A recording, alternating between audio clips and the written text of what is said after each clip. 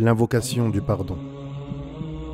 Lorsque l'épuisement, l'angoisse, la tristesse et la honte atteindront leur paroxysme, l'une de ces deux dispositions de Dieu t'apparaîtra.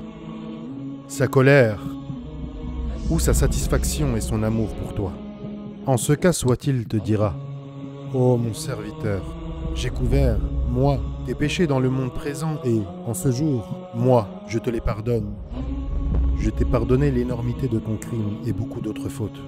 J'ai accepté de toi beaucoup de tes œuvres insignifiantes. Dès lors, ton cœur bondira de joie et ton visage s'illuminera. Imagine-toi quand il te dira ces paroles. Sa joie et sa lumière resplendiront sur ton visage, après le trouble et l'obscurcissement liés à la honte de l'interrogatoire et au rappel pesant de tes fautes. Dès lors, à ton trouble et à ton affliction se substituera la joie dans ton cœur. Ton visage s'éclairera et le teint de ta peau s'éclaircira. Imagine sa satisfaction envers toi quand tu auras entendu ces paroles de lui, ton allégresse. Ton cœur s'exaltera et s'emplira de joie. Tu auras l'impression de mourir de contentement et d'exulter d'allégresse. Tu en auras le droit. Tu en auras le droit. Tu en auras le droit. Quelle exaltation peut être plus extraordinaire que la joie et l'allégresse de l'agrément de Dieu, le puissant, le majestueux. Allahu Akbar, Allahu Akbar, Allahu Akbar. Par Dieu, le Très-Haut, si, toi, en ce monde, tu mourrais de joie en imaginant sa satisfaction dans la vie dernière, cela ne serait qu'à juste titre, quand bien même tu n'es pas certain de son agrément dans l'au-delà, mais que tu en nourris seulement quelques espoirs.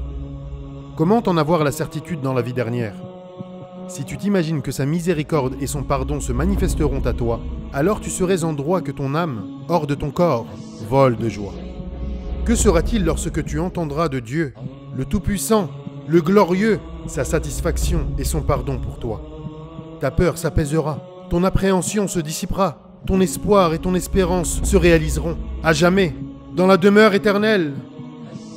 Tu auras la certitude de ta réussite et de ton bonheur infini, que rien n'épuisera et ne fera disparaître, ne diminuera et ne démentira. Imagine-toi entre les mains de Dieu, le Tout-Puissant, le Glorieux, et que sa satisfaction se soit manifestée. Alors ton cœur exaltera de joie, ton visage s'éclairera, resplendira, s'illuminera et changera de couleur pour ressembler à la lune, la nuit de sa plénitude. Ensuite, tu surgiras au milieu des créatures, plein de joie, le visage lumineux, d'une beauté et d'une grâce parfaite, rayonnant de lumière, d'un levant de perles. Tu traverseras leurs rangs, auréolé de beauté, de perfection et de lumière, tenant ton livre de ta main droite. Un ange te prendra par les bras et appellera au vu et au su des créatures. Celui-ci est un tel, fils d'un tel. Heureux! Il ne connaîtra plus jamais de malheur.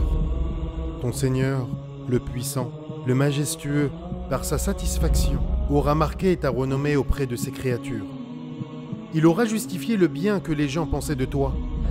Il aura rendu vains les soupçons de ceux qui te suspectaient. Demain, cette position au vu et au su des créatures compensera, en mieux, celle d'aujourd'hui au milieu des serviteurs. Grâce à tes marques d'obéissance à Dieu, à la sincérité de ta relation avec lui, l'unique sans associé. Que Dieu t'accorde cette compensation, la plus haute des positions au vu et au su de tous.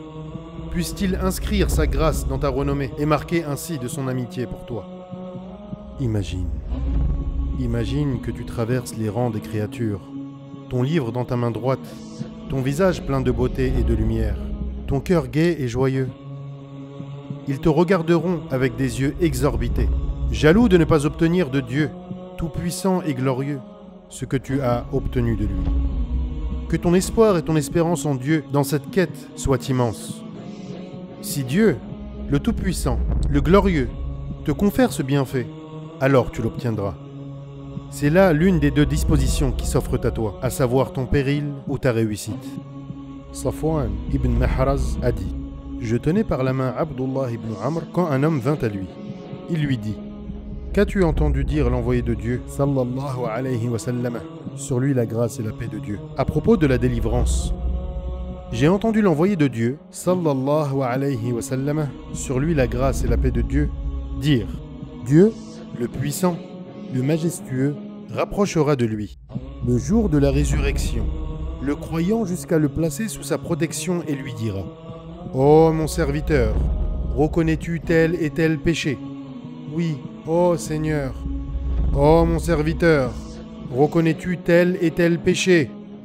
Il répétera les mêmes questions jusqu'à ce que ce serviteur confesse ses péchés et qu'il voit que son âme est tout à fait perdue. Dieu lui dira ensuite : Je te les ai couverts dans la vie terrestre, et en ce jour, je te les pardonne. Puis, il lui sera remis le livre de ses bonnes œuvres, rapporté par Muslim.